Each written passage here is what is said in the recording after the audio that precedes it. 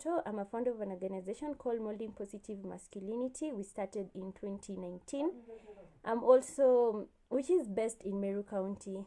I'm a doctor by profession. I'm a Toastmaster. I'm a student of software development at Powerland Project.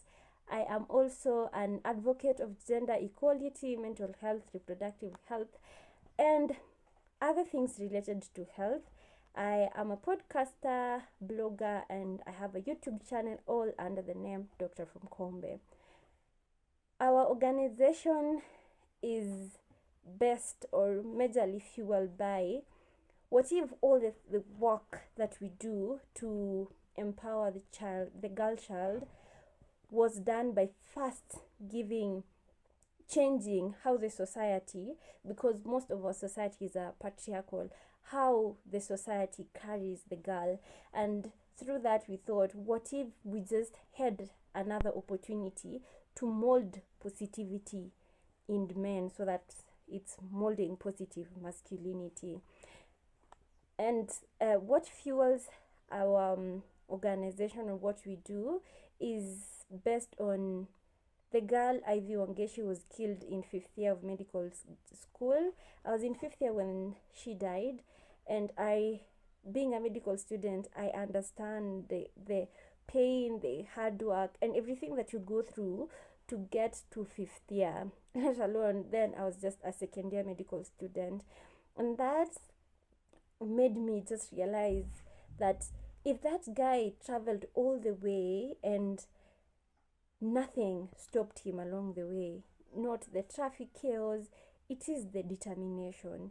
And after thinking thoroughly, I thought, then what can we do to stop or to support men so that such cannot be happening? And somehow that is when I was more attentive to the number of femicides that are occurring then. It's not even in 2023. I remember then it was just majorly the number of university students that were reported being killed by the boyfriend, and it was always romantically related.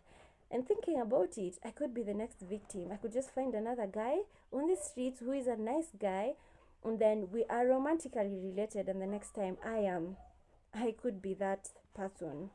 So that way we started small groups where the aim was to have conversation and comfortable conversation with men, from how they handle rejection, how they communicate, and how they manage their emotions. But along the way I realized most of the participants, even though they were yes men, they were either my classmates or just friends that I know. But these people were empowered, these people were educated. So I felt the need to reach out to those people who are just beyond the level of being empowered, and also the advantage of having an education. But that is when I realized then we cannot just solve one thing. We cannot go out there to just stop femicide alone, because along the way there's so many cases of suicide. There's so many other cases of gender-based violence. There's just so many other cases of men struggling as well. So this organization is out here to help men to be molded into that man, or whatsoever you define as a gentleman, or living the life of he's a good man, he's an achieved man. And that builds from good communication, financial literacy, and mental health, even just normal ways of seeking health habits, all those. So how many individuals have we impacted? About 50 to 100, because from our mentorship sessions we've had about 30 people who graduated from our mentorship sessions, and then we had other people benefiting from the gender-based violence, and then we had other people benefiting from our online sessions. We had even someone sharing the story of how they now know how to manage they can now manage their finances so well that they even began their company, and we're very happy to have such good feedback. A most inspiring success story was about a girl literacy, and mental health, even just normal ways of seeking health habits, all those. So how many individuals have we impacted? About 50 to 100, because from our mentorship sessions we've had about 30 people who graduated from our mentorship sessions, and then we had other people benefiting from the gender-based violence, and then we had other people benefiting from our online sessions. We had even someone sharing the story of how they now know how to manage their they can now manage their finances so well that they even began their company, and we're very happy to have such good feedback. A most inspiring success story was about a guy who was giving up. So he was giving up because he had gambled his money away.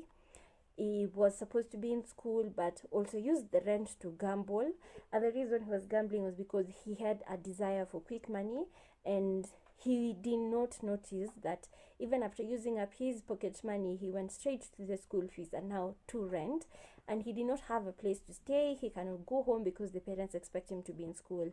So he went, stayed with friends for a while, hopping from one place to another, and just in that time when he was now staying with friends, he was looking for an escape, and he came to Paradise Hotel where we used to hold our meetings, and we were talking about depression and how we can manage it and how we can support it. And through people sharing their stories, even someone else was just sharing of how money is the biggest predisposing thing to depression. And right there and there, he was looking at what he had been going through, and he had even gone home like a week ago to ask his dad for a portion of coffee land, like just to rent it out or to sell it so that he can get the money to sustain himself in school. And the dad was so mad that he chased him away, and he went straight to his sister. And from his sister's place, he did not say anything. He just came back to the friend's house. Now you can imagine you're staying with someone, you cannot buy a meal, so you are entirely dependent on them. And that was now when he realized that he had been going through, yes, a rough patch, but it was pushing him to depression. So he was a drug addict, probably not an addict, but now he was really too much into alcohol and bang, among other drugs that was just available for him to take.